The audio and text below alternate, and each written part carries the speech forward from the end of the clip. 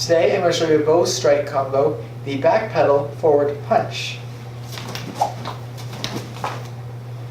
You need to already have your punch and back pedal along with forward and reverse figure eights. I'll put links to those videos in the description, so check them out if you haven't already. To start the move, we're going to start in a right foot forward punch or 45 strike position.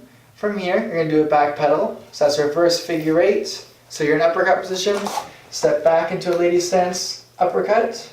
Then from here, we're going to do another reverse figure eight.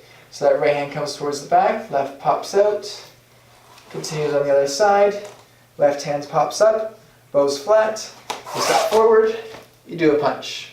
This combo is a great training combo for the bow staff because you got your back pedal, your punch, and your reverse figure eight all in one, allowing you to practice all three fairly efficiently. So again, you start in your punch, you do your back pedal, you need to stop here so people can tell that you actually did an uppercut and you're not just flowing through. And then from here, you do the reverse figure eight, till the bow's flat, punch. You know it's time to do the punch when the bow is flat, your right hand is by your right ear, and your left hand is out.